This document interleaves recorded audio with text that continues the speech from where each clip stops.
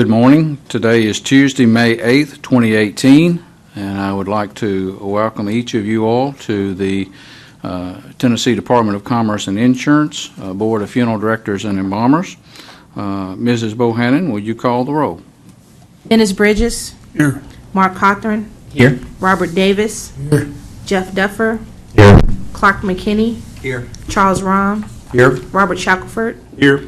Mr. President, all board members are here and accounted for. Thank you, Mrs. Bohannon. First order of business is the adoption of the agenda. So move. Second. I have a motion by Mr. McKinney, a second by Mr. Duffer. All in favor?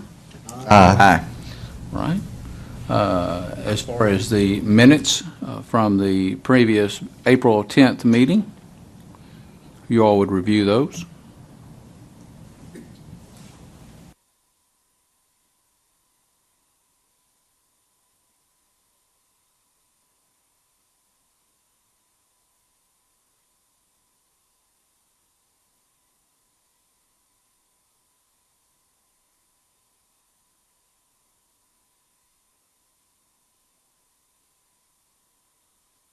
Make a motion to approve the minutes.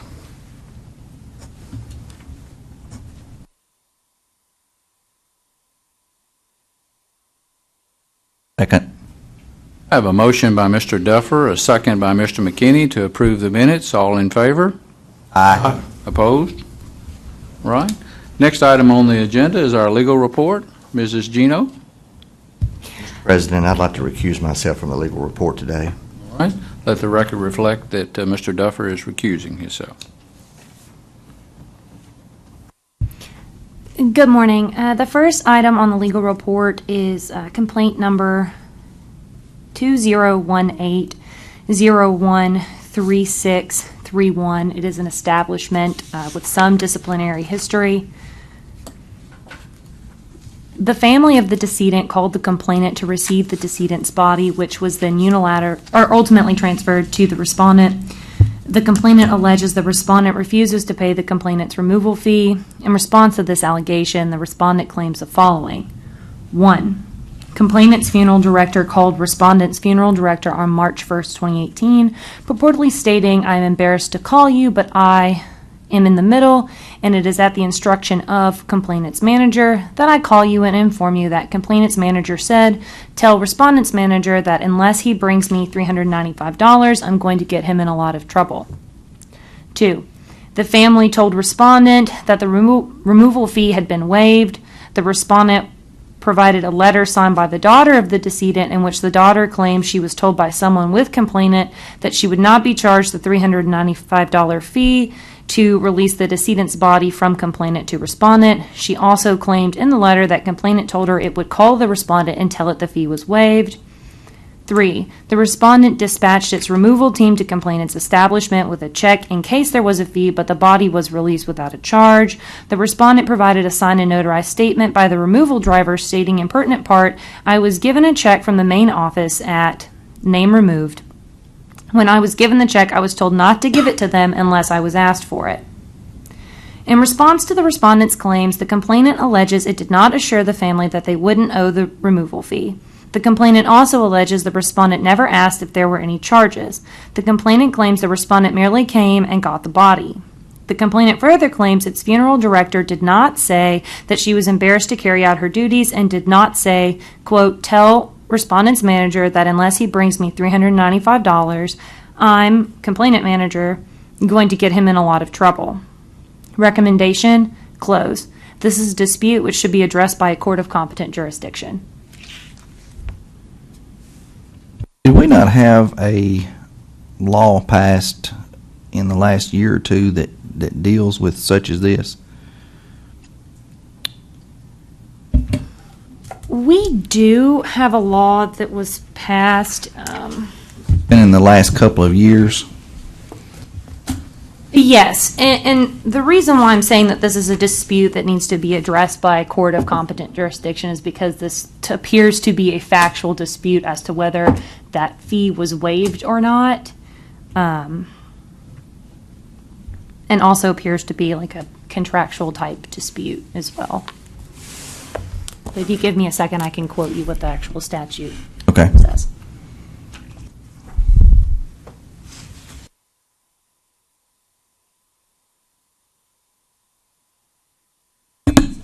Sorry. All right, the relevant statute is TCA 625-709, which provides a funeral establishment that has custody of the remains of a deceased person, but is not the establishment selected by the persons named in 625-703, with the right of disposition to provide funeral services, shall release the remains to the funeral establishment selected by the persons named in 625-703, with the right of disposition during normal business hours unless otherwise agreed to by the two funeral establishments. The receiving funeral establishment shall be responsible for the cost of any merchandise or services provided by the initial funeral establishment, which shall be payable to the initial funeral establishment at the time of the release. However, the cost of the merchandise or services provided shall not exceed the prices for the merchandise or services listed on the general price list of the initial funeral establishment.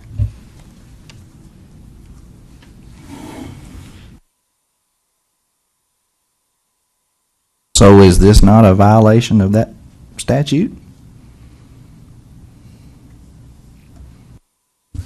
Wasn't it the receiving funeral director's responsibility to be sure that the fees were paid? I think this is a fact question as to whether or not the fees were actually waived by the establishment. And so the respondent would certainly have the ability to waive a fee, and that is the contention here. And so I think the recommendation is to allow a fact finder in a court of competent jurisdiction to determine what actually happened in this matter. So our legal department did not investigate then?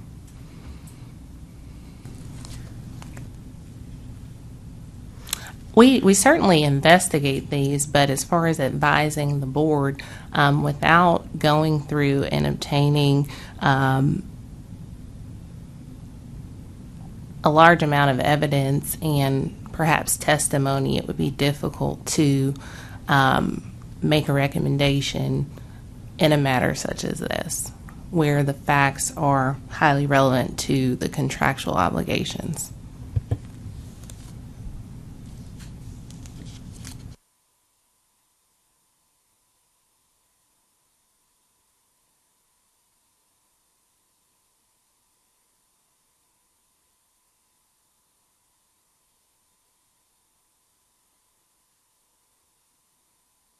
And I would say the legislation that Ms. Gino read today, it does create a right of action against the receiving funeral establishment, and that right of action is something that can be utilized in a court. In certain cases, I think the board would certainly be proper to discipline a licensee if certain fees were not paid, but in this particular case, there is a fact dispute that would need to be thoroughly explored and resolved by a fact finder.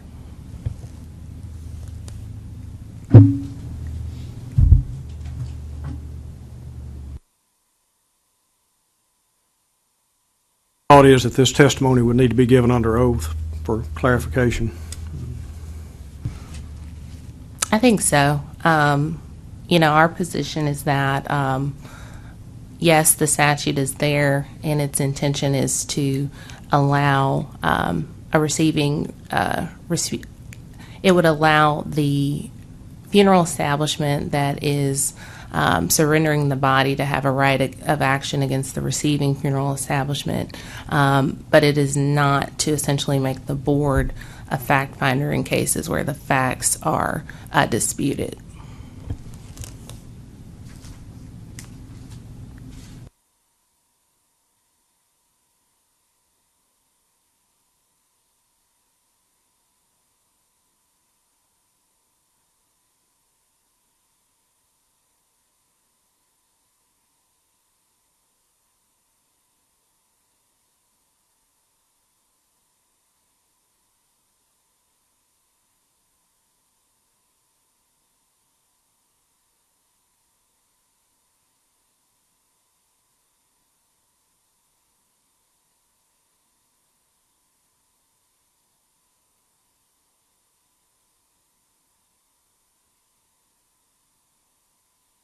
Other questions?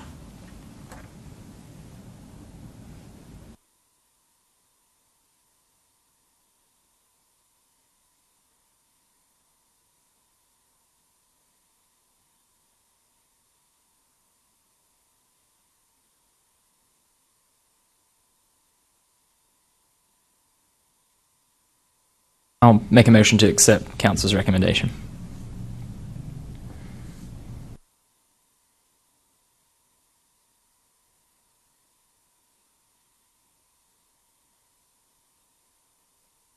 I have a motion by Mr. Cochran, a second by Mr. Shackelford. All in favor? Aye. Opposed? Oh.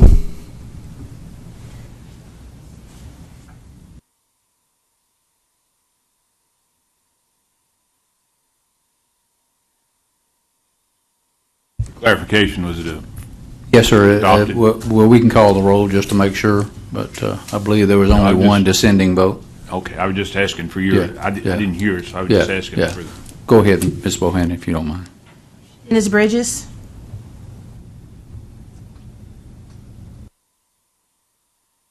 Taking a roll call on the last vote. Yes. Mark Cochran? Yes. Robert Davis? Yes. Clark McKinney? No. Charles Rom? Yes. Robert Shackelford? Yes. Mr. President, we have 5 yes and 1 no. Thank you, Ms. Bohannon. The next complaint is number 2018014431. It is an establishment with some disciplinary history. The complaint alleges the respondent is providing services despite its suspension. An obituary was placed in the newspaper which provided a decedent's visitation would occur on February 28, 2018 at the respondent's establishment. In response to this allegation, the respondent provided a letter from the niece of the decedent which provided: 1. She contacted the respondent when the decedent died. The respondent referred her to another establishment, explaining it was not providing services and that its license had been suspended for 6 months. 2. She inadvertently named the respondent as a place of visitation. The visitation took place at an event center. She made mention of the respondent's name for convenience of family and friends who would be attending the visitation as a landmark so they would be able to find the event center. 3. She placed the obituary and paid for it herself. No one from the funeral home saw the obituary before it was published or had anything to do with the obituary. Recommendation: close.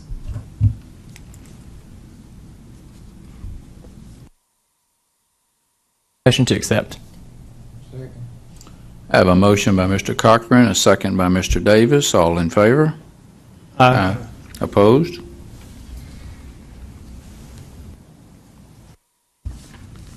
The next item is complaint number 2018016291. It is an establishment with some disciplinary history. On March 3, 2018, the complainant submitted a complaint to the board advising that despite selling products to the respondent in July and December of 2017, the respondent had yet to pay him for those products. On April 16, 2018, the complainant emailed the board indicating he received payment from the respondent and he has been made whole in the matter. Recommendation: letter of warning. Motion to approve.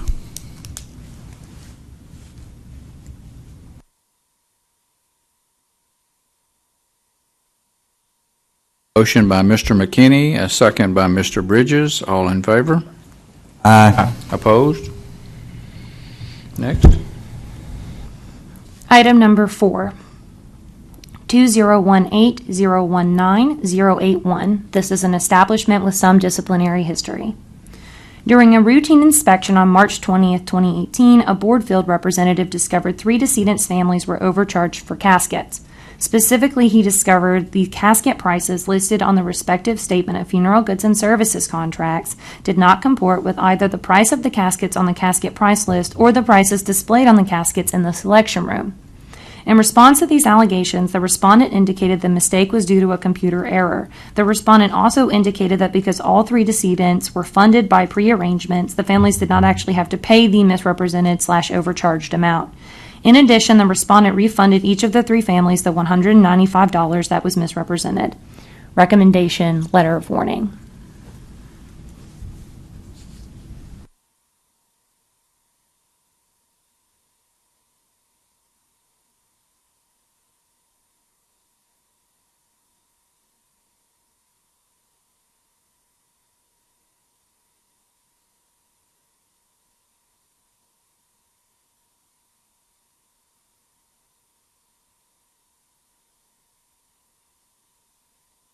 Have they not had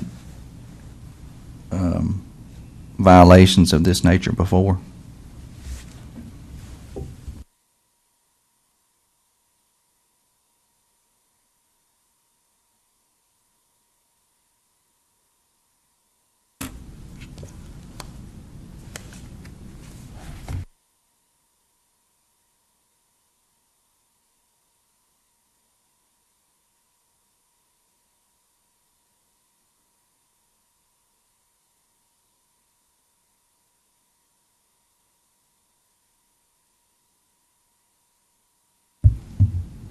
It looks like that 2009 complaint might have had some price list and statement errors, but that was 9 years ago.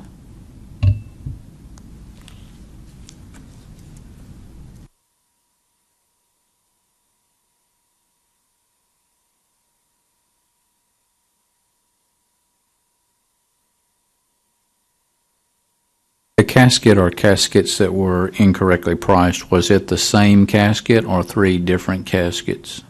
Do you know?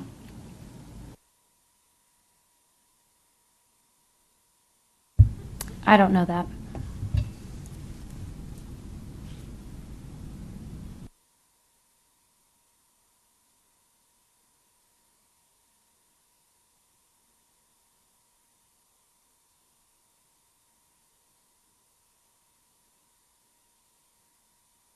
I'll move to accept.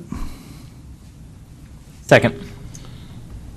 I have a motion by Mr. McKinney, a second by Mr. Cochran. All in favor? Aye. Opposed? Next.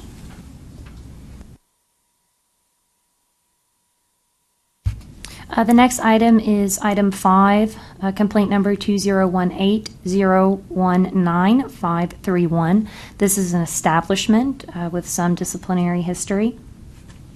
The complainant alleges he is being billed by respondent, but respondent was not the establishment that the family contracted with to provide services for the decedent. Complainant provided a statement of funeral goods and services with the party he believes the family contracted with and a receipt where payment was made to that party. In response to the allegations, the respondent indicates its funeral director is actually the person who made arrangements for and performed the decedent's cremation. Respondent also indicates the party who the decedent's family actually paid falsified a contract for services rendered and received money for services it did not perform. Respondent indicates it has forwarded the complainant's complaint as well as other evidence to the proper authorities. Respondent further apologizes to the complainant for sending him a bill, but indicates that until it was provided with the complaint and corresponding evidence, it had no evidence payment had been made. Recommendation is to close.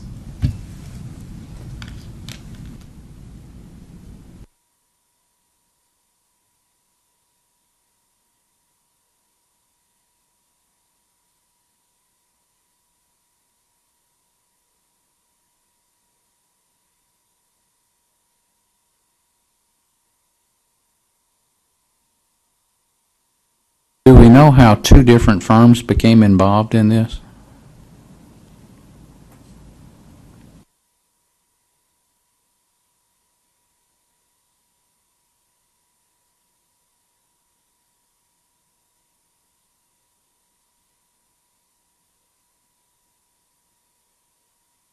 I believe it was a type of referral from one to the other.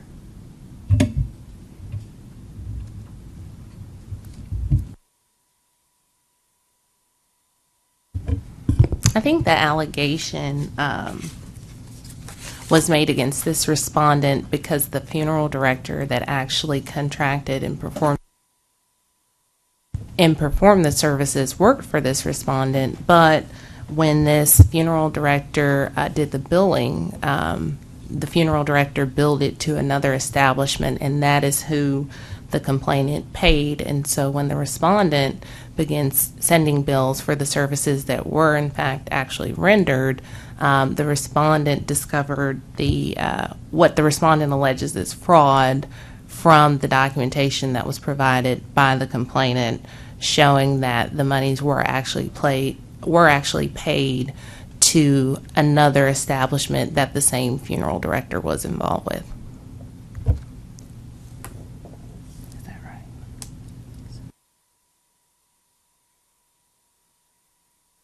So you had the same funeral director working for two different establishments, and he double billed the family. Is that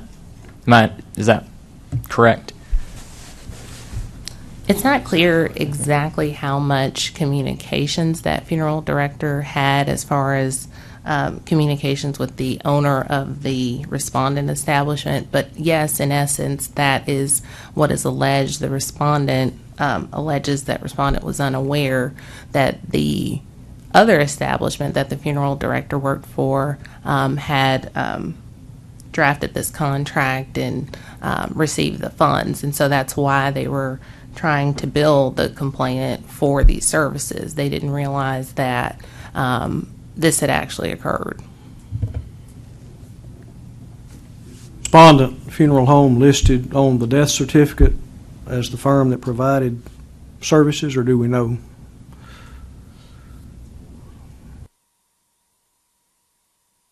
We do not have the death certificate. We don't have a copy of that.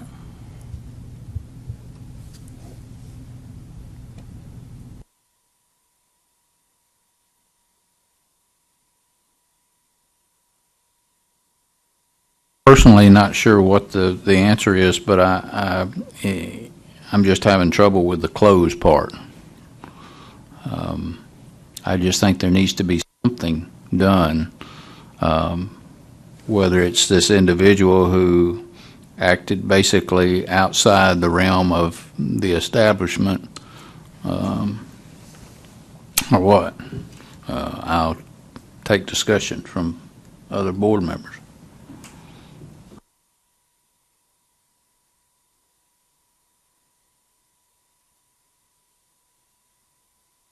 Would this normally, would this spark some kind of investigation on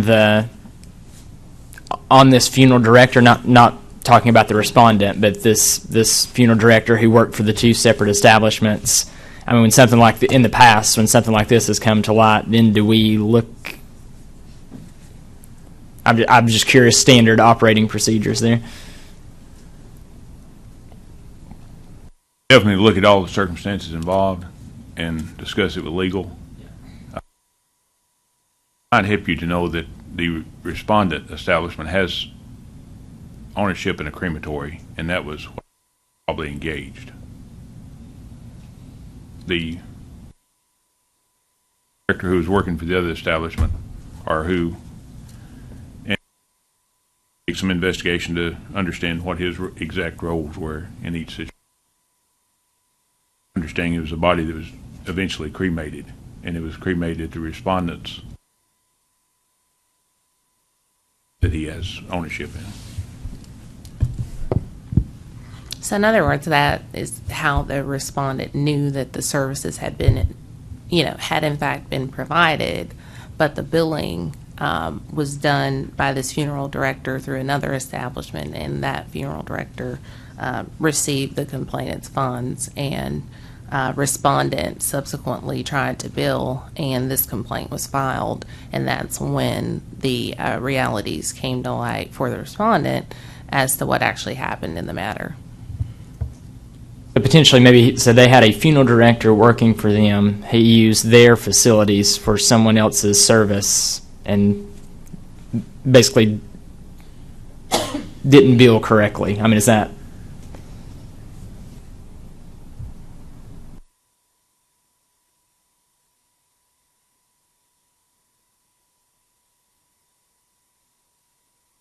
More or less, I would just maybe make a slight adjustment to that and say that the respondent, as the establishment, other employees of that establishment, it appears, actually perform the services. So not necessarily this funeral director, but other individuals at the respondent's establishment were involved in the performing of the services. And so I think that does add potentially more credibility to the respondent's claim about how this matter should have been handled as far as the billing.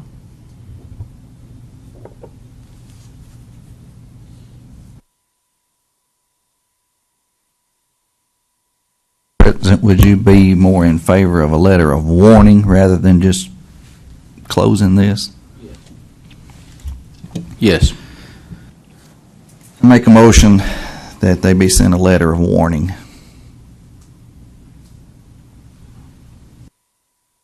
Second.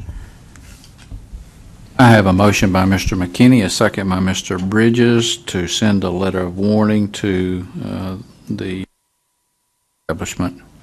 All in favor? Aye. Opposed? Thank you. Next. The next item is 6, complaint number 2018020681. It's an establishment with some disciplinary history. The complainant alleges the respondent provided horrible customer service. Specifically, she alleges, 1, the decedent's funeral arrangements were prepaid and prearranged. She also alleges her almost 3-hour meeting with the respondent was in a freezing cold room with directors walking out for 20 minutes at a time. A, the respondent indicates, 1, meeting durations vary but often range from 1 to 3 hours in order to complete the arrangement conference, and 2, the director spent the unattended time typing the obituary for the family's immediate review. The respondent also indicates it refunded the cost of the obituary. B, in response, the complainant indicates there were many times the family was left in the meeting and that her sister came in with an obituary. She also indicates that as of April 19, 2018, she had yet to see the refund check. 2, the respondent did not provide golf carts during the graveside ceremony as promised to bring elderly people up the large hill. A, the respondent indicates it apologized for the missing golf carts the complainant reportedly requested. 3, the decedent did not receive a military-style graveside ceremony complete with the playing of taps as he was supposed to receive. The complainant further claims that when asked why, the respondent acted like it was not a big deal. A, the respondent indicates although the director did inadvertently overlook ordering a musician to play military taps, she did procure a flag for the service. B, the respondent indicates it offered the complainant a military dedication ceremony for the placement of the veterans marker ordered for the decedent, but the complainant advised she had no interest in any amends offered and that she just wanted to express her unhappiness with the respondent's service. C, in response, the complainant disputes this characterization, indicating she accepted respondent's apology but felt it was too late for a ceremony. The complainant also alleges that the name on the marker was not correct when it came in. Recommendation, authorization for a formal hearing, authorization of a civil penalty in an amount of $250.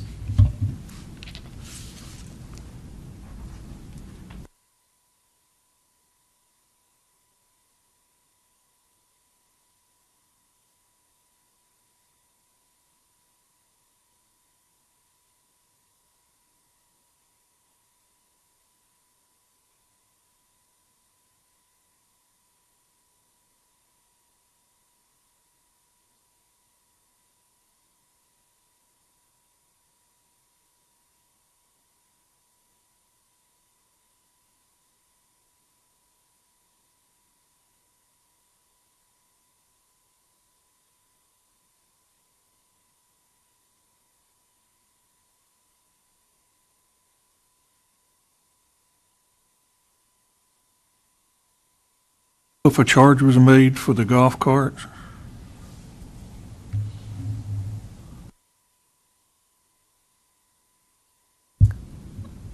I do not. The complainant did not state one way or the other.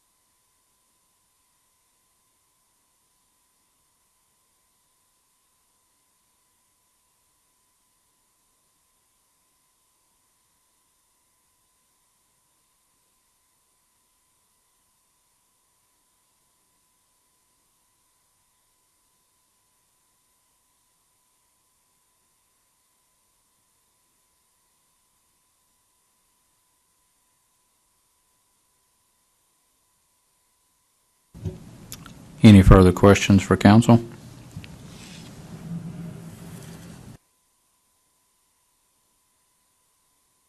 Alleged complaint about the funeral director walking out for 20 minutes at a time, leaving the conference. Was there any response from the funeral director as to why?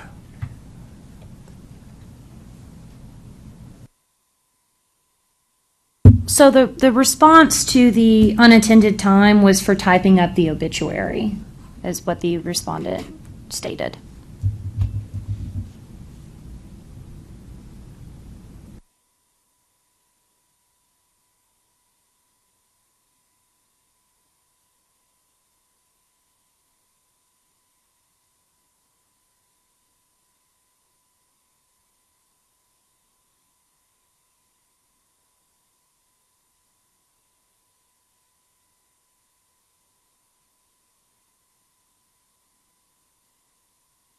See, we have a complaint that was listed in 2015. It looks like it might have been similar. Do you have a history on that?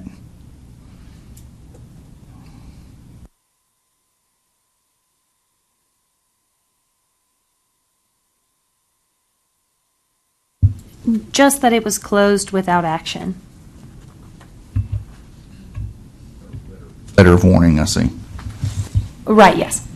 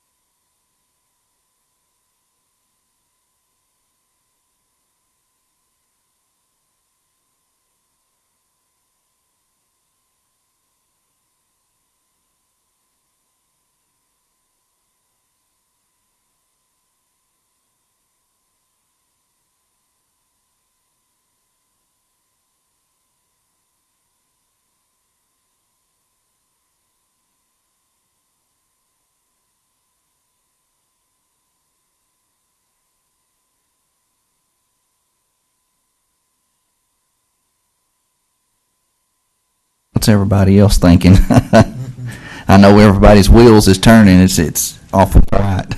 I'm having a problem with the funeral director, if that is the truth, leaving that family in an alleged freezing cold room for any length of time during the arrangement conference.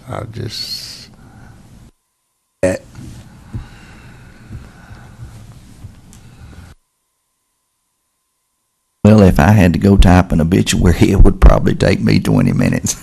but I would certainly let them know why I was gone.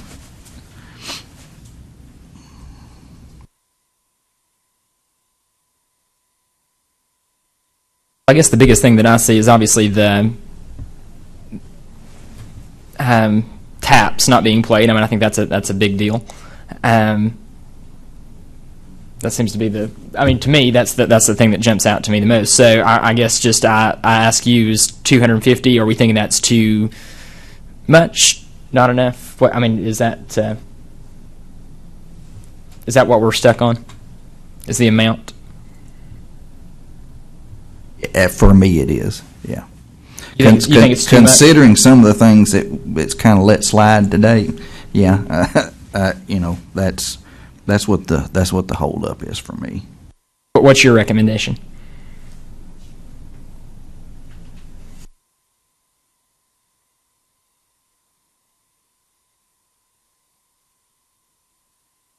I would probably just be in favor of a stern letter of warning.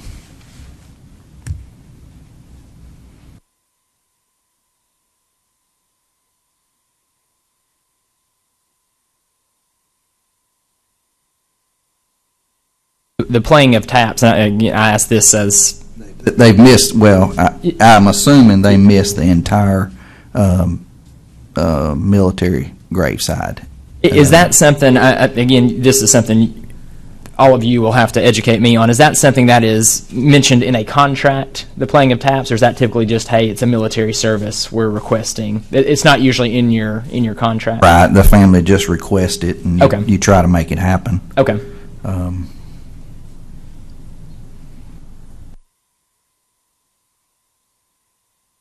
I'm fine with that. You making yours in the form of a motion?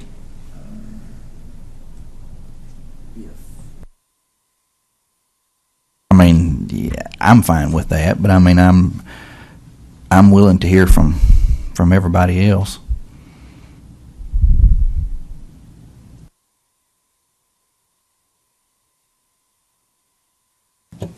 Well, personally, even though it's not a contractual item, the playing of taps is certainly the honor that is due for a military veteran that has gone on, and without that, it's basically not much of a military service. I mean, that represents the dot of the I, the cross of the T. I understand they missed it. I'm assuming they missed it completely. Really, yeah. And once you miss it, you can't go back. But it does look like that the firm offered to have a ceremony when they placed the VA marker, and then we see that complainant alleges the name on the marker was not correct.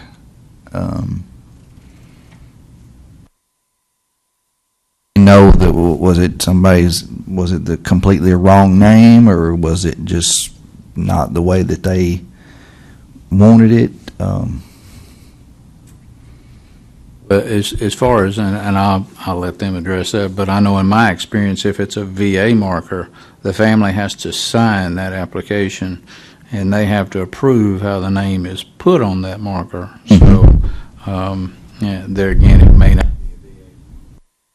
may not be a VA marker, but sorry, counsel, I didn't mean to interrupt. Or it could, or if there was a mistake, it could have been the mistake in the manufacturing of the marker and not necessarily the funeral home's fault. On the marker issue, the complainant did not specifically address what was not correct about the marker, other than saying the name on the marker was not correct. She did not elaborate on what the issue was, other than that the name was not correct.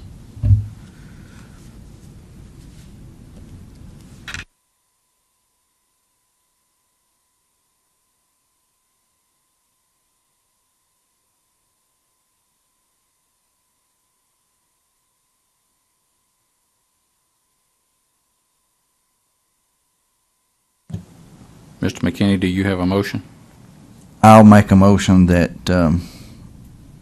that they be sent a letter of warning.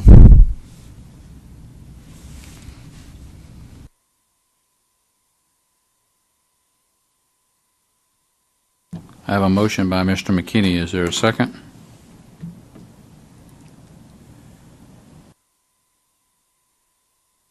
Motion dies for lack of a second.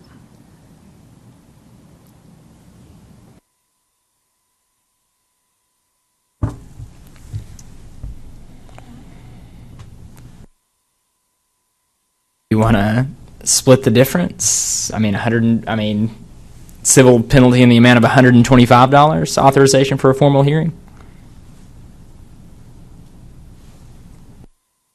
That'll be fine with me. I'll throw that out there. I'll make a motion for $125. Second. I have a motion by Mr. Cochran, a second by Mr. McKinney to make the penalty of $120. All in favor? Aye. Opposed? Aye. No. Ms. Bohannon, would you call the roll? Dennis Bridges? Yes. Mark Cawthorn, Yes. Robert Davis, No. Clark McKinney, Yes. Charles Rom, No. Robert Shackelford. Yes. Mr. President, we have 4 yes. Thank you, Mrs. Bohanna. And if I might comment on that, just, I'm not taking this complaint lightly at all. I think they did let some things slip through the cracks that definitely shouldn't have. But just looking at their complaint history and I just didn't feel that $250 was fair.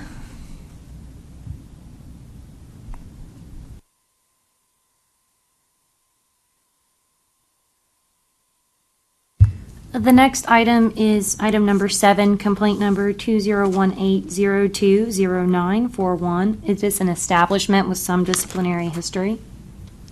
The complainant alleges she called respondent on February 10th, 16th, 19th, 23rd, and 26th of 2018, as well as on March 9th, 2018, regarding her father's death certificate she was told was not available. The complainant alleges the respondent did not return her calls. The complainant also alleges that based on research performed by her attorney, the respondent used a death certificate on March 7, 2018 to gain access to her father's bank account for funeral costs. The decedent died on February 3, 2018. In response to these allegations, the respondent indicates that as of April 12, 2018, it had yet to receive a death certificate for the decedent. The respondent also indicates the allegation that it submitted a death certificate with its business transaction at the bank was untrue and impossible. The respondent further indicates the death certificate is still pending at the medical examiner's office and has yet to be released. Note: the vital records section of the Department of Health has confirmed to the executive director that the certificate of death was signed by the medical examiner on April 17, 2018, and has been registered with the State Health Department, state file number 2018021285.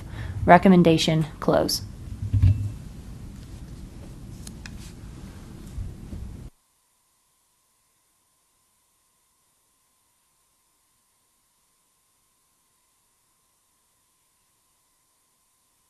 Motion to accept council's recommendation. Second. I have a motion by Mr. McKinney, a second by Mr. Cochran. All in favor? Aye. Opposed? Next, please. The next 3 complaints I will address together. Number 8 is complaint number 2018017411, which is an establishment with some disciplinary history. The second is number 9, complaint number 2018017471, funeral director number 1, no disciplinary history. And the third is item number 10, complaint number 2018017491, funeral director number 2, who is not the managing funeral director, no disciplinary history.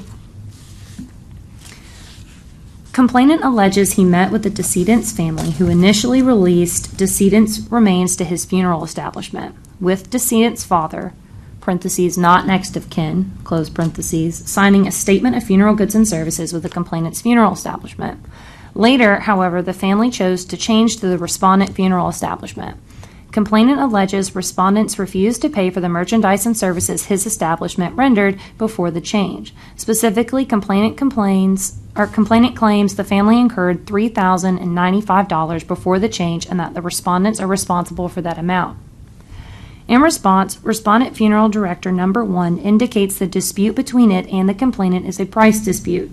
He also indicates that not all of the services included under professional services as basic services in the statement of funeral goods and services were provided to the decedent's family.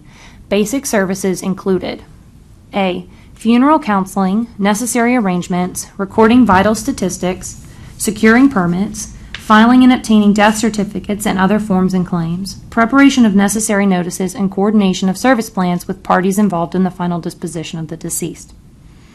B. The cost of complainant's building facilities that are not a part of the visitation or funeral ceremony, but necessary for the conduct of business, such as administrative offices, restrooms, garage and storage of equipment, parking facilities, and others. C. Property taxes and insurance, utilities and telephones, legal and accounting fees, furniture, fixtures, and inventory costs, as well as other administrative expenses. D, the expense of being ready 24 hours a day, 7 days a week. Respondent Funeral Director number 1 further indicates he offered to pay complainant $1,600, representing the amount complainant demanded less the $1,495 basic services charge, which respondent believes was wrongfully charged as those services were not performed. Respondent Funeral Director number 1 indicates a check for $1,600 was offered to complainant on the day the decedent came within his care, but complainant rejected the check.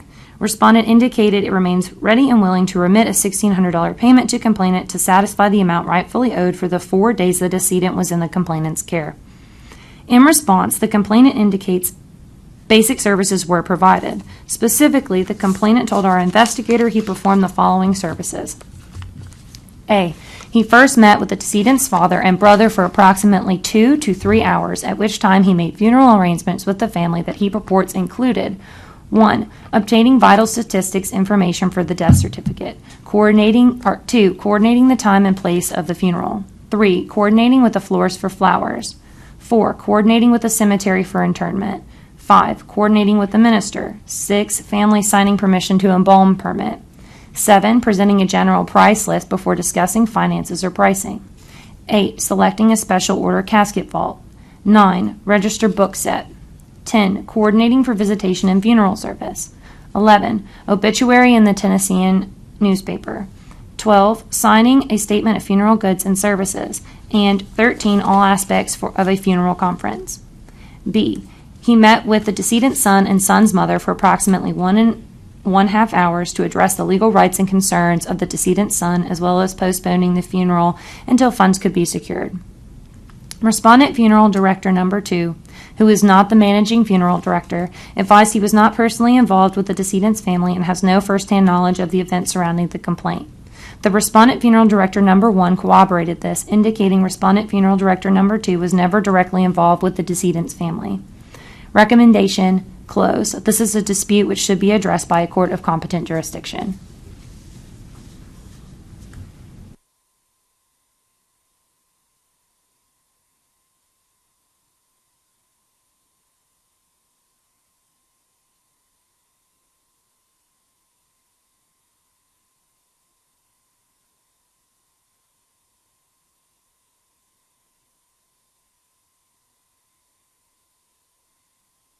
This one's similar to the first one, very much, isn't it?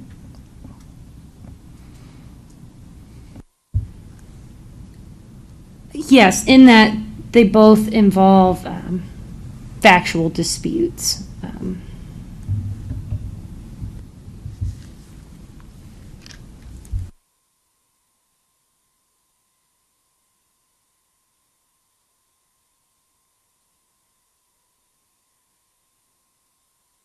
Know the age of the decedent's son? Is he an adult or a minor? I'm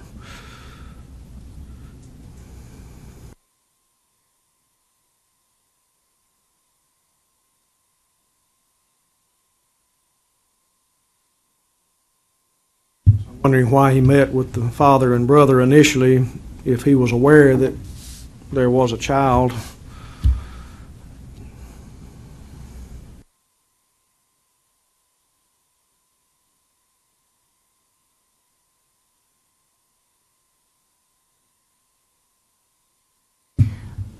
I believe the son of the decedent was not a minor, but that the father of the decedent was the one paying for the services.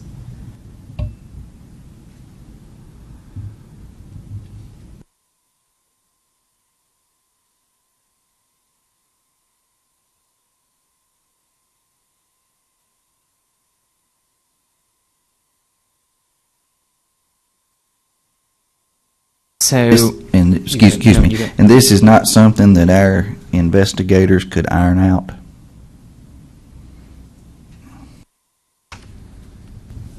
It's our position that a court of competent jurisdiction would need to review this matter.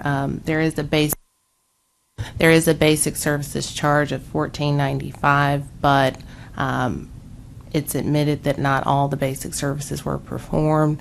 There's also an issue with who executed the statement of funeral goods and services and what rights and responsibilities that individual had. So again, it's a situation where there's a factual dispute, and determining whether or not the respondent did something improper would need to be resolved by a fact finder.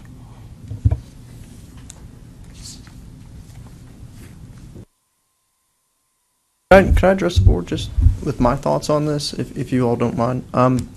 Because it may be that you all, and I could be wrong, may have a difficulty with our idea that it would take a court of competent jurisdiction to resolve this issue.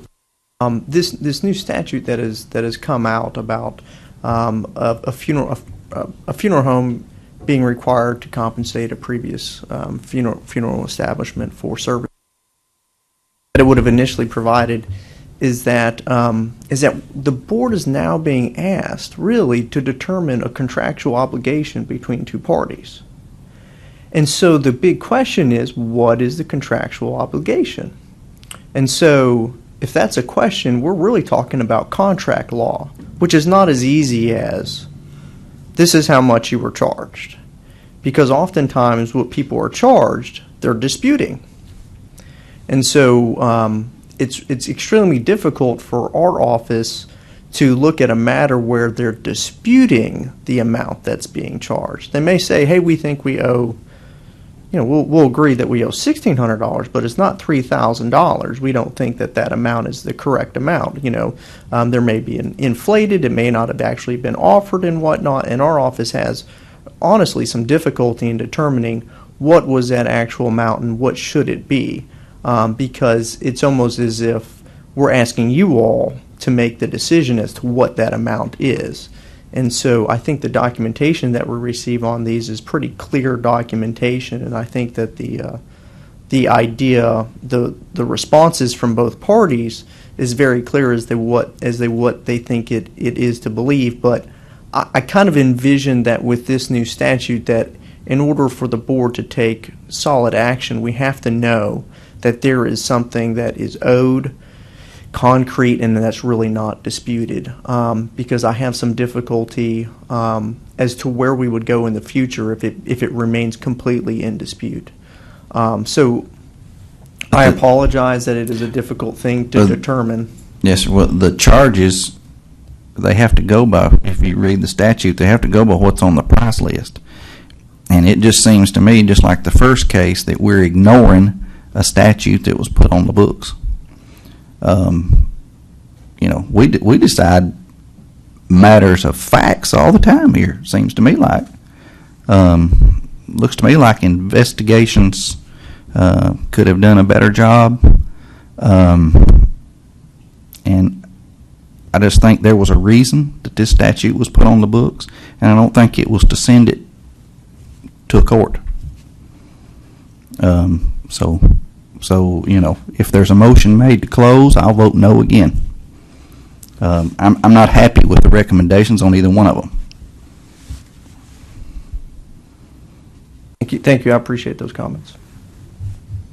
I think we can look at our process and all of that and see. I think you need to go back to the drawing board, because this is my second round on this board, and we've faced some pretty tough decisions here from time to time, and these seem like that there's been a lack of investigation, a lack of information brought, and even though this is a relatively new statute, it's just like we're ignoring it.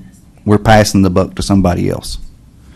And I've seen the legal department here before pass the buck in times past, and it was definitely not the right thing to do. So there I am. Are you foreseeing that there will be an abundance of these now that this statute has passed, or I'm just curious. Do you see it being a big problem? I don't know. It wasn't something that the board looked at in the past, so I'm not sure as to how often it is that these things would arise. Well, we had these complaints before, but I don't recall how they were dealt with. My memory doesn't serve me there, but, I think there had been complaints filed with the board in years past, very similar to this. Now, how they were disposed of, I don't remember. But just simply passing the buck to somewhere else just doesn't sit well with me. And respectfully, Mr. McKinney, the case at issue was thoroughly investigated, and even with that thorough investigation, there was not an ability to determine who was more credible and who was right in terms of what is owed under this contract. And so that is the process, and I think the type of decision that is being suggested that legal make in its recommendations would essentially require legal to, in essence, have almost a informal, the amount of evidence that would need to be gathered would essentially have to be in forms of affidavits, et cetera, and the legal staff would have to make a determination as to exactly what was owed here, and it is contract law, and a lot of it does ultimately come down to a credibility decision and that kind of thing. And ultimately, we discussed earlier, the statute creates a right of action that was not previously there in the law for the establishment that surrenders the body to go against the establishment that is receiving the body. And the idea behind that was for that to be a legal remedy. And so I think as far as passing the buck, I think the statute was designed to give a legal remedy that was not previously there in the law. It's your opinion that the intention of this statute was not necessarily to give a remedy in front of this board, but just a legal remedy between two parties. Is that? Yeah, I'm sorry. It's really difficult. We can't advise on the intent of the statute. We just cannot, because we would be really trying to substitute our opinion for it. I was very much aware of this statute when it did come out, but It under Title 62? It is. And it's under our jurisdiction. And just to clarify, the rules that you all are drafting are going to clarify that you all have the authority to take action against the licensee who does not follow that law. So I was in no way suggesting that somehow you all didn't have jurisdiction over these types of complaints. I think I really just wanted to get to the heart of what the statute is. Big picture, and why, when there are real factual disputes, we have this position. And I do think that if a complaint were filed post court action, then the board would have clear authority to take action based on that court's findings as to who is liable for what, and the board would certainly have a clearer avenue to take action in a case such as that. So we could take action after the court's decision. Well, you could take action before, but legal's recommendation is what's at issue here. So you could take action before or after, but this is legal's recommendation in advising the board. Does it prevent the board from taking action later if it's closed now?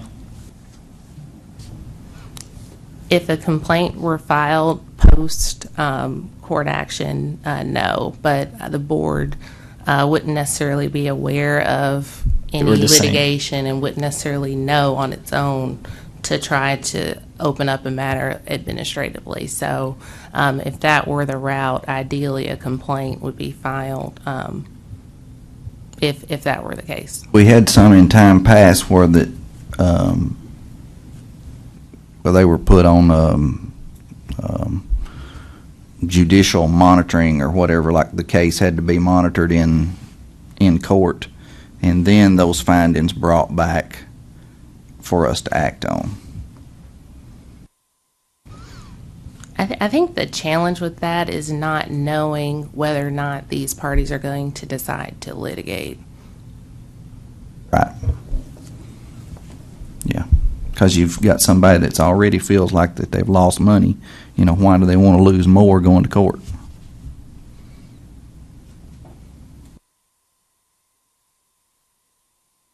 I'm the newest member of the board, so please excuse my ignorance, but it appears in matters like this, when you talk about fact-finding, that ultimately you're talking about either deposing the parties involved or giving sworn testimony under oath, as you would in a court of law, or perhaps an affidavit. Do we have the authority to enter into those types of arrangements? The only way we can do that, to take a deposition, or we can take an affidavit. We generally do that with our investigators. Our investigators take sworn statements. Normally the sworn statements mimic what is in the complaint and the responses. That's my experience. In order to take a deposition, we would have to have your authorization to take an action for a formal hearing, because the only way we can require somebody to take a deposition if we actually file an action against them. So we would, in order to file an action, we would have to have we would have to believe that there's a violation that would have occurred, and that's some of the difficulty as to kind of where we're at for the fact-finding scenario.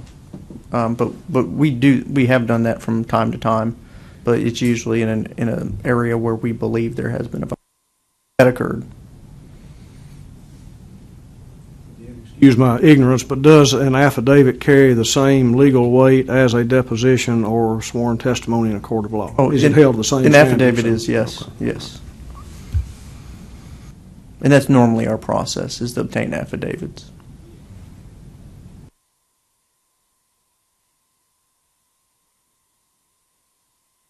That has not been done in either one of these cases that we have discussed thus far today.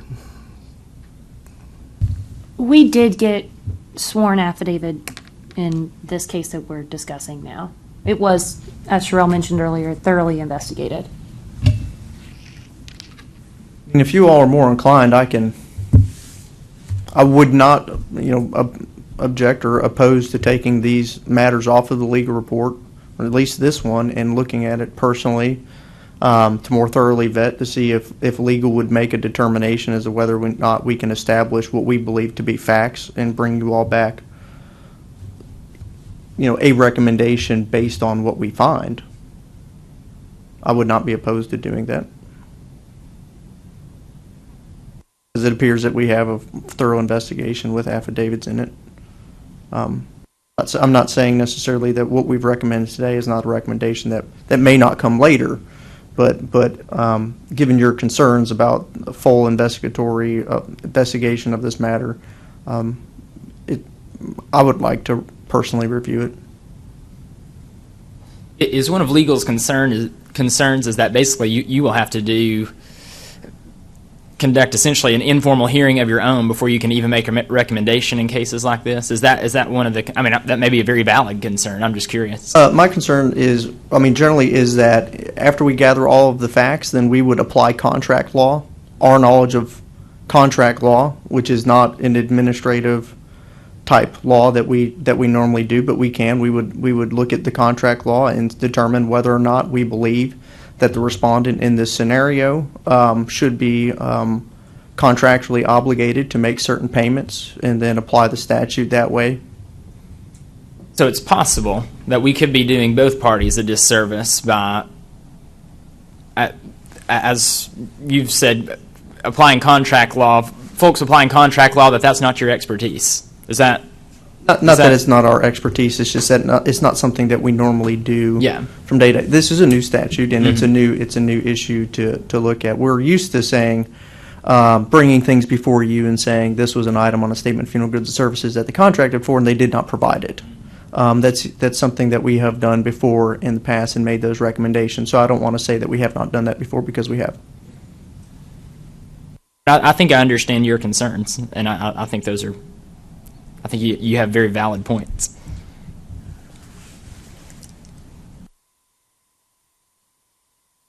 President, may I say something? Yes, sir. And not talking about this particular complaint, but just in general. When you get into these situations, there's always usually a dispute. At the end of the day, it's very hard to determine exactly what was furnished and what was not furnished, or what the person would be entitled to or not entitled to. It gets very complex. With me personally, and even having a funeral background, you can,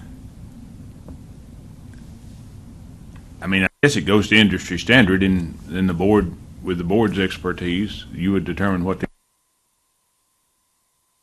are you going to, or is someone entitled to part of these basic services? Generally, most people in the past, prior to this law, have been paid a removal fee and an embalming fee if they had authorization to do embalming. And typically, it's my understanding that basic services was not included in that when you transferred a remains to a successor funeral home. But very, very complex when you look at, it's not easy to determine even when it's been investigated and you got all the facts before you. I think we'll probably have several of these cases. I don't think, one and done or two and done. I think there'll be several of them. Fairly complex. That was my concern. Have Is a lot of moving will it turn factors. into something that bogs the board down in something that's really not our area of expertise?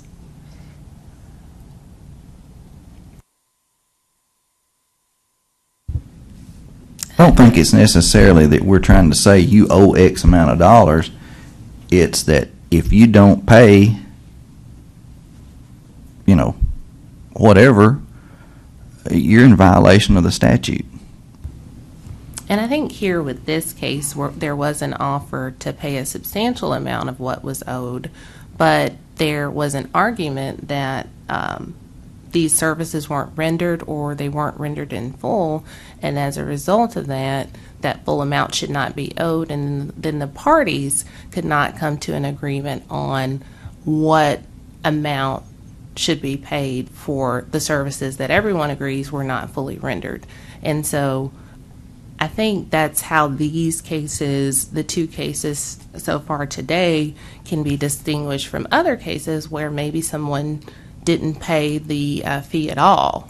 And I think in a situation like that, the board has a different matter to consider, and I think in a situation like that, legal's recommendations would probably be different.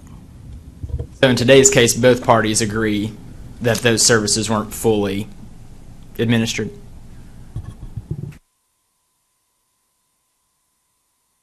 So, yes, what the respondent is claiming is that the basic services were not rendered. Now, the complainant does claim that some of the services were rendered, as I discussed in Section A and B under the complainant's, or what the investigator found. But if you look at what the basic services included, which I have listed there is A through D, you've got the cost of the complainant's building facilities that are not part of the visitation or funeral, property taxes and insurance, utilities and telephones, expense of being ready 24 hours a day, 7 days a week. Those are all included in this basic service fee. So I think that it's hard to say that all of those things were provided, and that's why I say that there's a factual dispute, because you have a complainant saying, I deserve the entire amount, and you have a respondent saying, you didn't provide all of these services, you can't get that full amount. How do you determine the amount owed? Right, yeah, and that's the ultimate question. How would you ever determine that? Yeah. The basic services fee for most funeral homes is a non-declinable fee. So they would have, may not be the industry standard, but they would have the right to charge that fee, in addition to whatever services are selected. And I think another wrinkle with this case is who the contract was with. The contract was with somebody who was not the next of kin, and that's another issue that comes up with contract law is who's legally obligated to do what under a contract. And so I think that's another question that comes to mind, when we get into what's declinable and what's not declinable with the contract.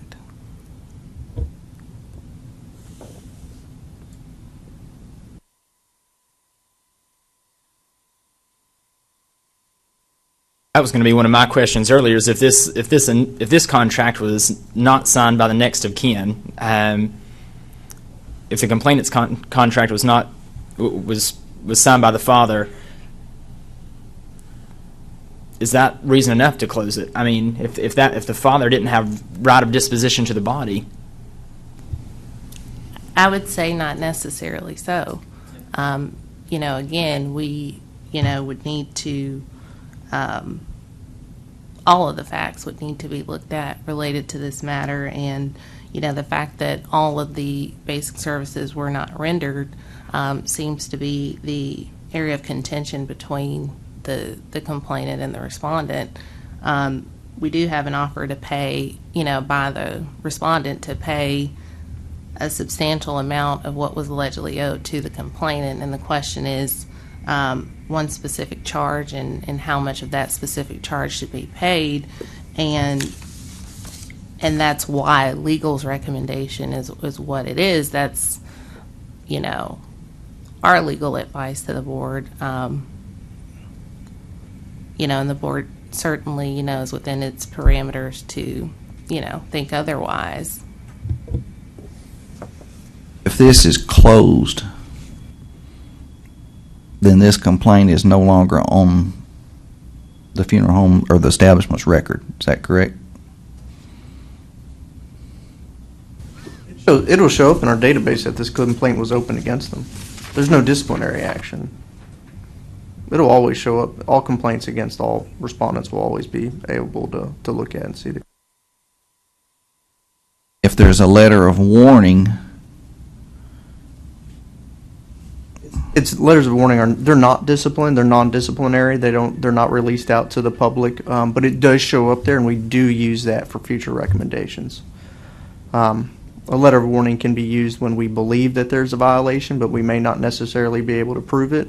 And a letter of warning sometimes is used when there is a violation that is not very severe, and so there's no discipline given, and then it's used. just made one of my points. Why didn't you recommend just a letter of warning? there's not enough facts to know for warning them about anything. Is that? Is to me. I think our recommendation is based on our overview of this case and the investigation that took place. Again, there was a dispute about this 1495, and I think there's some additional facts in the investigation.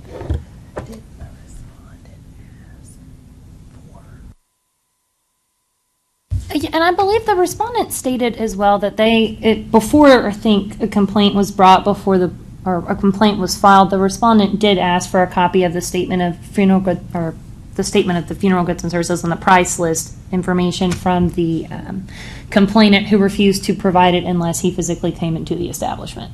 Unless the respondent physically came into the establishment. So I think the respondent tried to get an understanding of what the basic services included, and the complainant again stated he wouldn't give him that information unless he physically appeared in the establishment. And that's just to point out, I had Ashley mention that's just to point out that when we do an investigation and we have a huge file, there's only so much that we can put in the summary. But one of the factors that went into the recommendation is the fact that the respondent was not able to get the complainant to even provide a copy of the contract when requested so that the respondent could consider this matter. I mean, there are lots of things that go into legal's recommendations that don't make it into the summary. Sometimes we're looking at investigation reports that are 100 pages long, and we have to condense it and we have to decide what should go in, what should go out. But that's an important fact, that the respondent attempted to obtain additional information related to this charge, and the complainant refused to provide any of it.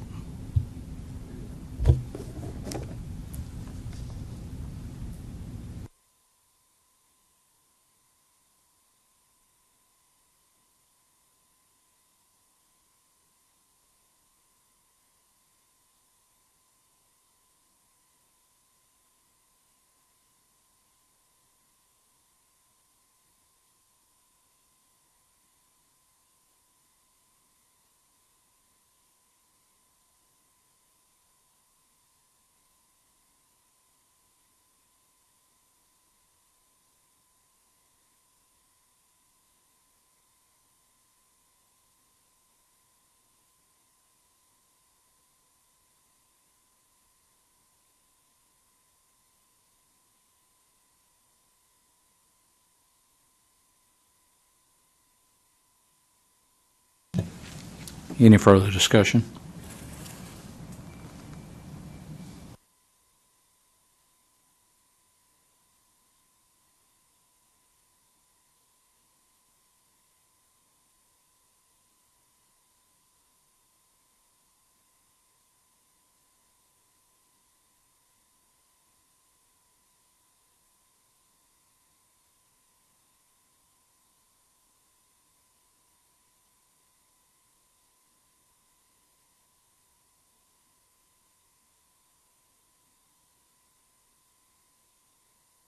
Earlier, you had mentioned maybe taking and looking at the affidavits again. I mean, is this something we would want to table till next month before we make a final determination to give legal an opportunity to? Is that kind of what you were offering earlier? Yeah, that was the offer I made, yes. Yeah. That would require us, I guess, tabling it this month. I'll make a motion to table. Second. I have a motion by Mr. Cochran, a second by Mr. McKinney to table this matter. All in favor? Aye. Opposed? All right. Next.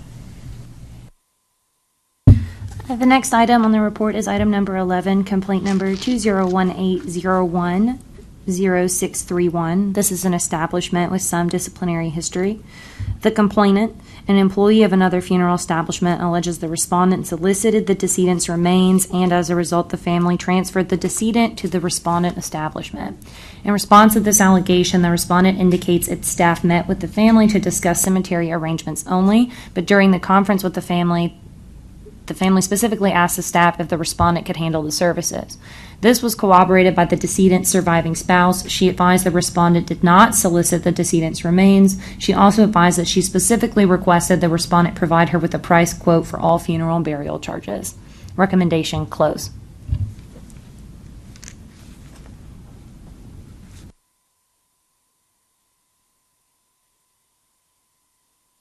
Accept. Second. I have a motion by Mr. Cochran, second by Mr. Shackelford. All in favor? Aye. Opposed? Next. We have 3 represents today. Item number 12, complaint number 2017-067311 is the first represent. It's an establishment. The matter was previously presented to the board at its December 12, 2017 meeting as follows. Complainant alleges that his minor nephew, 17 years old, was approached the night his father passed away by an employee of the funeral home and provided with a business card and instructed to contact the funeral home in order to make arrangements. The complainant was so upset by this that he went to the funeral establishment the following day to inquire about the solicitation. His visit had been confirmed by the funeral home. The funeral home totally denies this incident occurred and highlights the fact that the business card was never brought to the establishment as requested for inspection. The complainant states that instead of returning to the funeral home after they denied all wrongdoing, he decided to file a complaint with the board instead. Because the complainant had to look at a list involving pictures in order to identify the person he believed was responsible for handing out the card, it does raise concerns about proper identification of the individual who physically handed out the card. Nevertheless, there is compelling evidence that a solicitation on the behalf of this funeral home did in fact occur at the hospital that evening, and that the card was that of a licensed funeral director. Formal hearing, authorization, settlement by consent order for civil penalty against funeral home in the amount of $1,000. Update.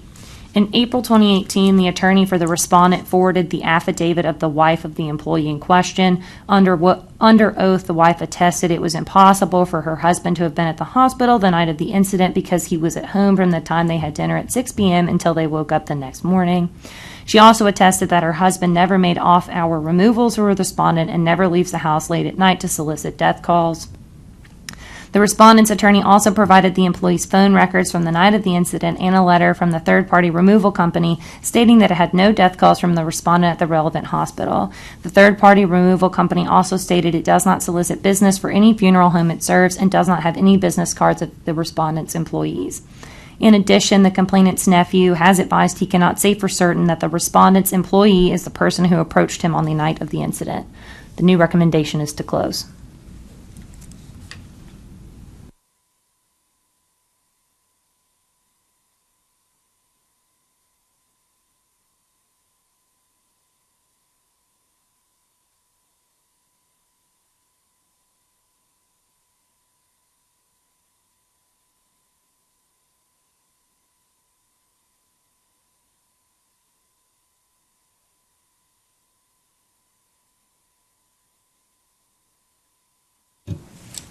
Discussion?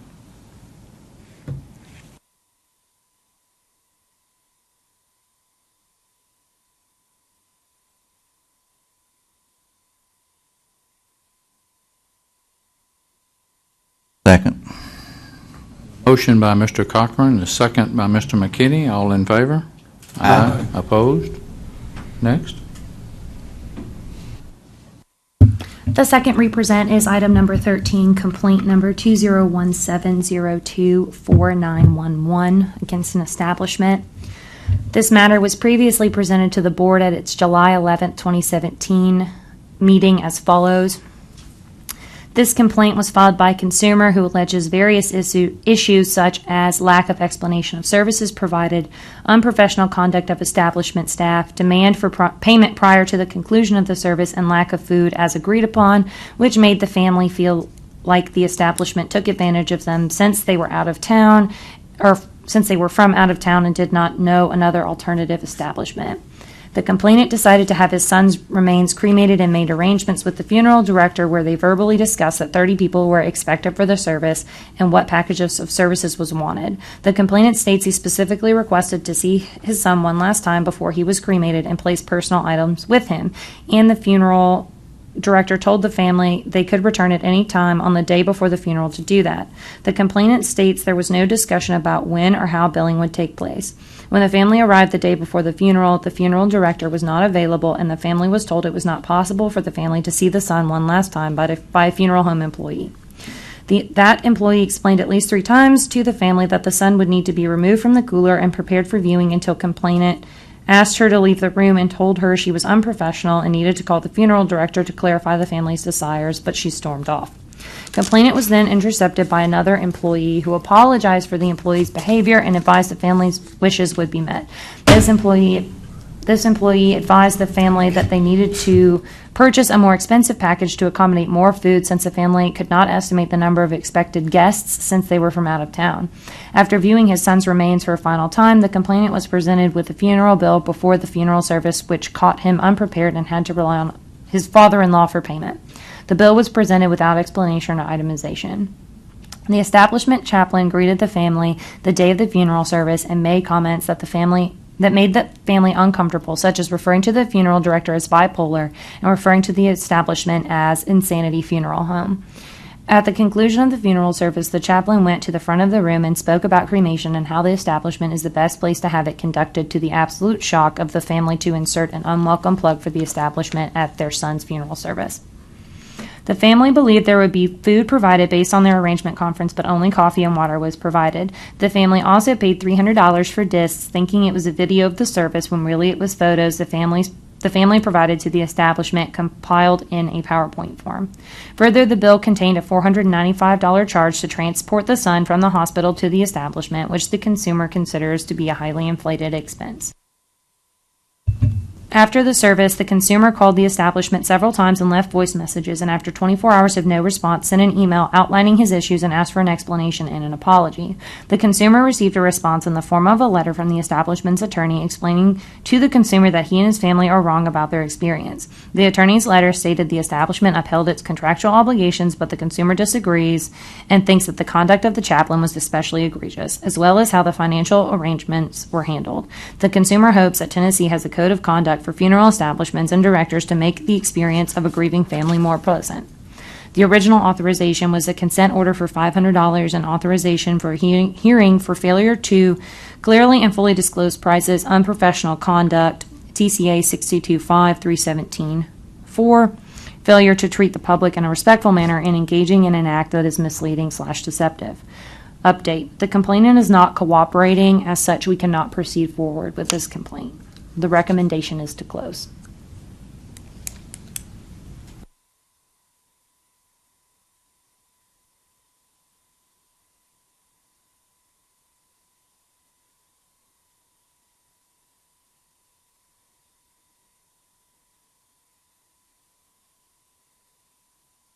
Did the complainant give a reason why they're not talking now?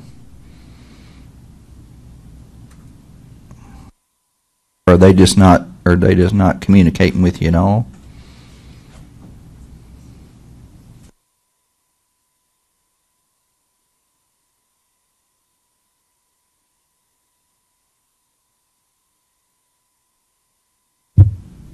I spoke with this complainant, and he advised he will not testify as he has a fear that the respondent will sue him for defamation if he testifies. And I think it's important to know is that I believe the complainant stated that the respondent's attorney sent him a letter saying that we received your complaint. We believe it's completely false. It's defamation of our character. And if you decide to take any further action, we will sue you due to that. And that's what they told us, that they had that letter, that it was sent to them. And then we asked to see a copy of that letter. They said, I'm sorry, we didn't keep a copy of that letter. And we do not wish to testify or really be involved in this matter going forward. And I had spoken with Ashley about this one. And given the fact that all of these facts surround this complainant, what we gave you in the summary update is what the complainant said happened, and now the complainant is not willing to come forward at a hearing and testify to that. So our recommendation was to close, specifically because they're not cooperating, and the facts of this complaint was very specific to their own interaction with the respondent. So.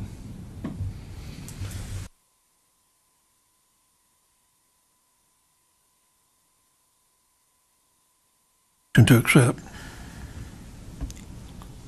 Second. A motion by Mr. Bridges, a second by Mr. McKinney. All in favor? Aye. Next. The third represent is item number 14, complaint number 2017-021391 against an establishment. This matter was previously presented to the board at its June 13th, 2017 meeting as follows. This complaint was filed by a consumer who stated multiple issues with the services she received from the establishment. 1. Pricing/packages. Complainant states the funeral director never offered her anything but package deals and never showed her a price list. 2. Food. Complainant states the food was not what she ordered. The food was a ham, cheese, and vegetable tray when she ordered barbecue. The establishment got barbecue and buns upon learning of their mistake. 3. Music. Complainant states when she went to the chapel for the funeral service, an employee told her they did not know what the music was supposed to be. 4. Embalming. Complainant states her husband looked white, his hair was not cut, and he looked disheveled. Her husband's hand was soft, and she could move his fingers, and she wondered if he'd even been embalmed. She was so embarrassed by the way he looked. His hair was subsequently trimmed and makeup applied. 5. Fault engraving. Complainant states she told the funeral director she wanted her husband's name, date of birth, and date of death engraved, and was told that that was no problem, and it would have either a cross or praying hands. Instead of being engraved, it had peel and stick letters. 6. Plot. Complainant asked an employee if she could hold the plot for her from Friday to Wednesday, but was told no, and that hopefully no one would buy it before she could come purchase it. 7. Services received. Complainant states that the funeral director told her he would be off work during her husband's funeral service. She was upset at her husband's appearance, but no one came to check on her to see if his appearance was okay. 8. Obituary. Complainant states when she got home, she read the obituary and it was wrong, so it had to be changed. Response. Pricing/packages. We did present the merchandise and packages to make the selection process easier, but at no time told her she had to select a package. The funeral director did give her a price list and reviewed the contract with complainant prior to her signing it. If the family had asked for options other than packages, those options would have been made available. Food and music. The establishment admits it made 2 mistakes in handling the funeral service. It did not communicate the change complainant made to the catering order, and the wrong food was delivered, but it was corrected within an hour, and complainant was provided free catering. And a staff member accidentally deleted the song selections, but they were able to obtain the correct song selection in time for the service. The funeral director presented the details of the catering order to the family as he understood their order to be and never heard the family request barbecue. They just told him they wanted to upgrade their package after being showed the basic light reception package.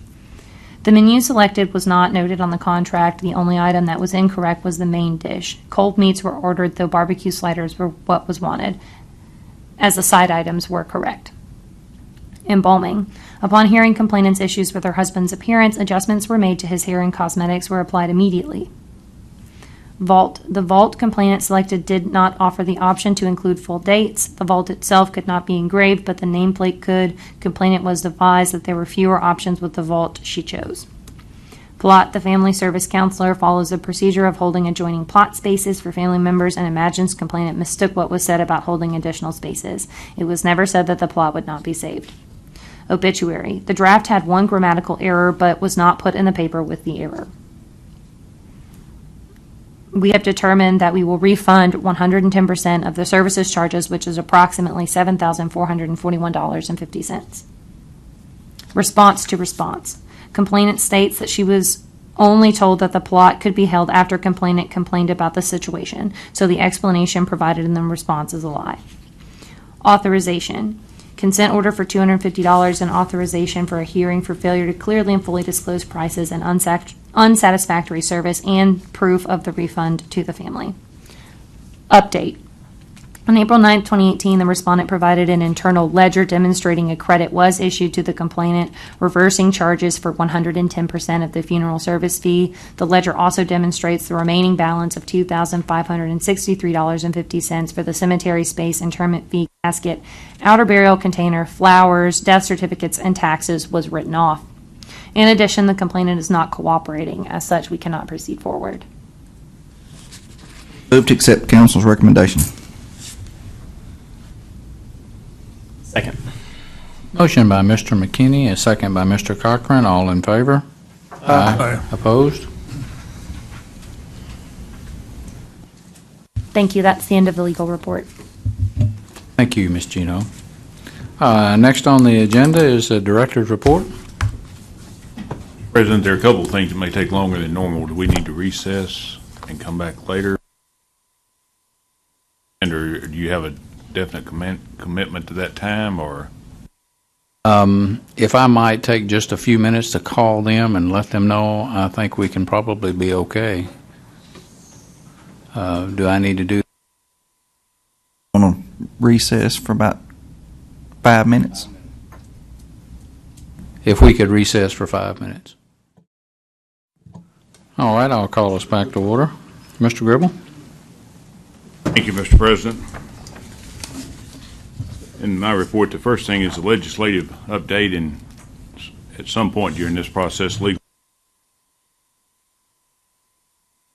What we have to present to you today are the bills that were actually enacted. Chapters with them. If you'll look on your iPad, you'll see Senate Bill 1517, House Bill 6.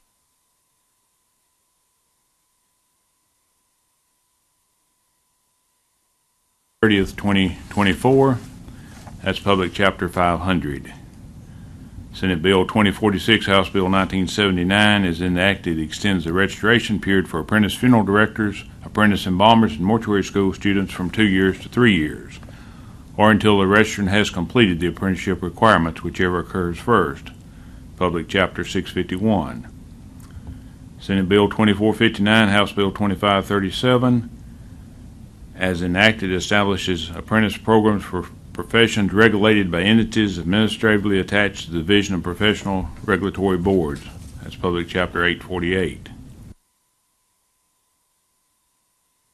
This one is the Senate Bill 2465 and House Bill 2248. As enacted, enacts the Fresh Start Act, amends TCA Title 62, Chapter 70. Chapter 1, and that's Public Chapter 793 if you want to reference that on your iPad. Thank you. I just wanted to provide you all with a little information about the Fresh Start Act. It is a law that's applicable to any licensing program attached to the Regulatory Boards Division as well as the Department of Health. And that prohibits the denial of an application for licensure for a criminal conviction that does not directly relate to the applicable occupation. It establishes some procedures. For example, prior to denying a license for a criminal conviction, the applicant must be provided with written notice that includes the authority to deny in the earliest.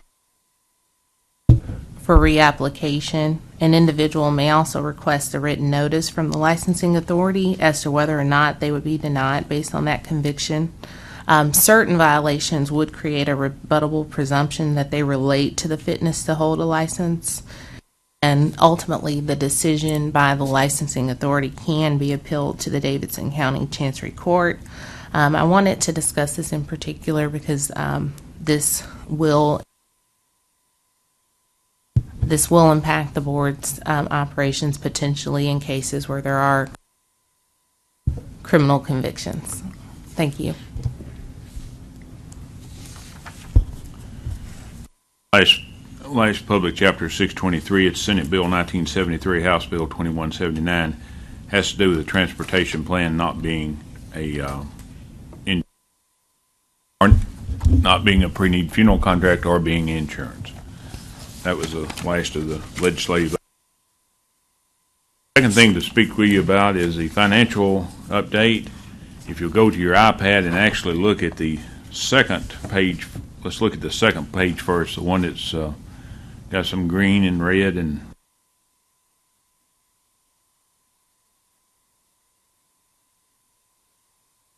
fiscal year 2017.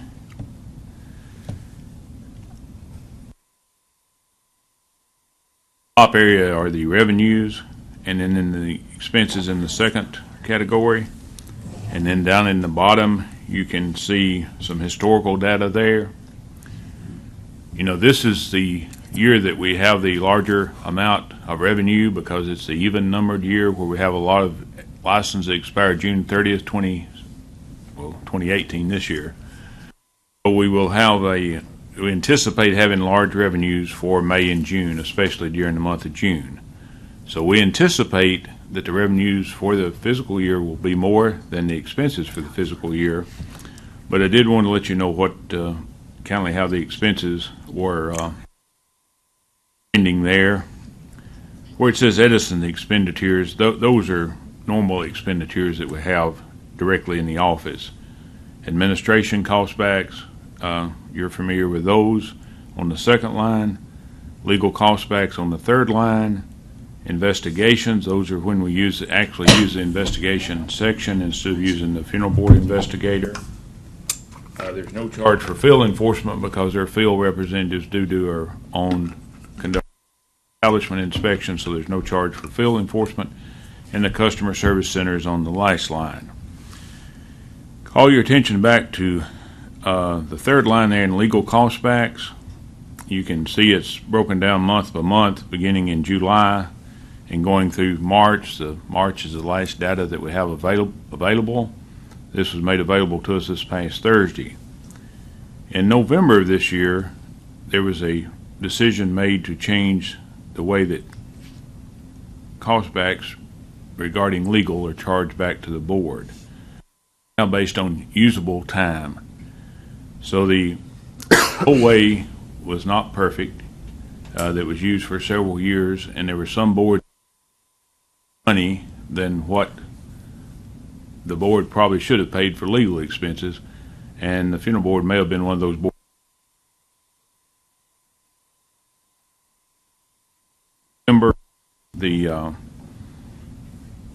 Actually November was a little bit over, and then December was not that much, but then January, February, and March are some marked increases there. It's nothing to alarm you about. It was to make you aware of the different way that, to remind you and make you aware of legal costbacks are being billed now. And if you go back then to the page before you,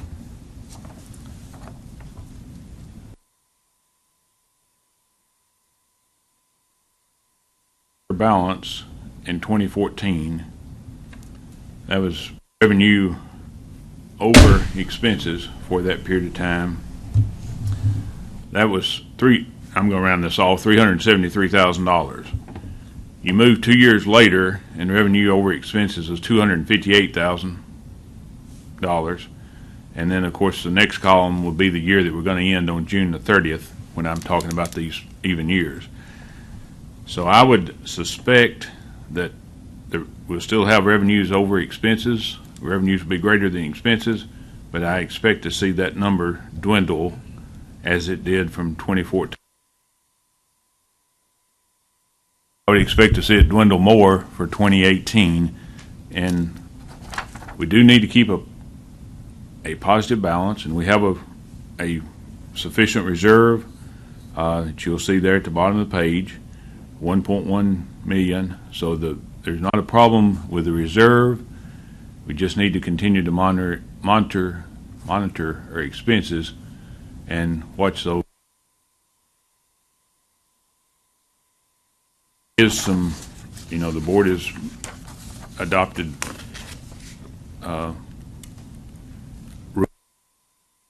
making that does decrease fees some for the people.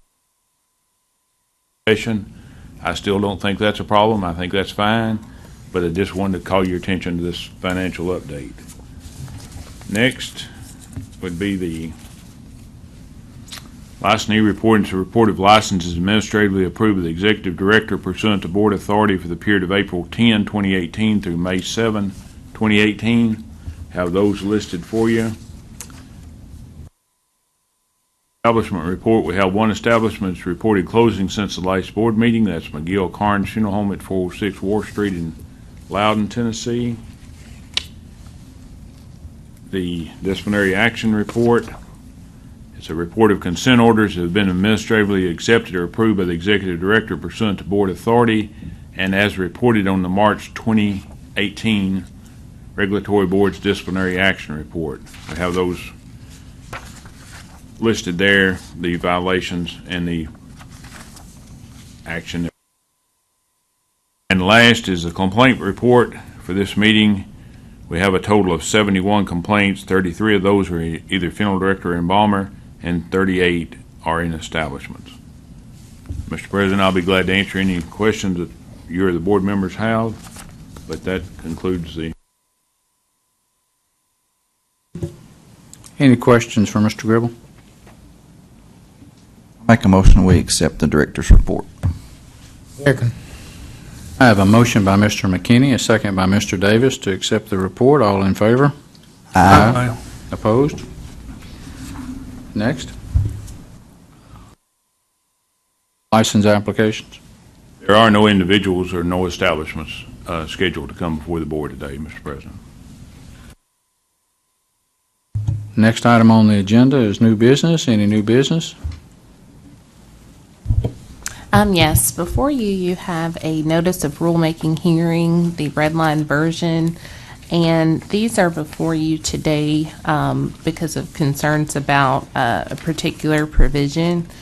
If you turn to page 11 of the packet that's before you today, there's a highlighted section. It's paragraph 3. And it's under Rule 0660-11-.07 regarding records. And it states that the home address, phone number, email address, and date of birth of any individual held by the board shall be confidential and not subject to public inspection. A few months ago when we were reviewing these rules, I mentioned to you all that there were some concerns about whether or not the board could proceed with this rule because of the Public Records Act, and this matter is currently being reviewed by the Attorney General's office. But based on the feedback we've received thus far, our recommendation is that the board bifurcate these rules, which would mean that this particular provision would be taken off and these rules would continue to move forward. Once we receive confirmation that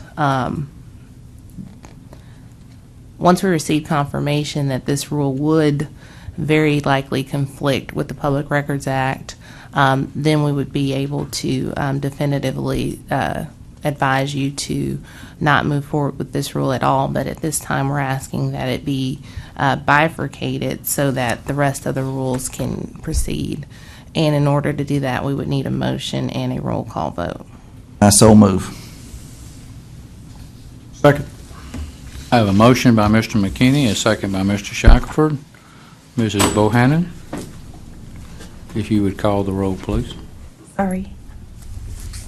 Dennis Bridges. Mark Cawthorn. Yes. Robert Davis. Yes. Jeff Duffer. Yes. Clark McKinney. Yes. Charles Rahm. Yes. Robert Shackelford. Yes. Mr. President, we have 7 yes. Thank you. Know how long it'll be before we actually have the rulemaking hearing for the public? They're currently being routed, and so at this point, I will go back and make these revisions, and hopefully they will be through internal review in the next couple of weeks, and we'll be able to schedule that rulemaking hearing. And we do have to provide several days' notice. I believe it's 50-something days, so it would be no earlier than 2 meetings from now, even if the rules were approved internally today. So it's a couple of months away still. Thank you. Any other new business? If not, I'll entertain a motion for adjournment. Move to adjourn. Second.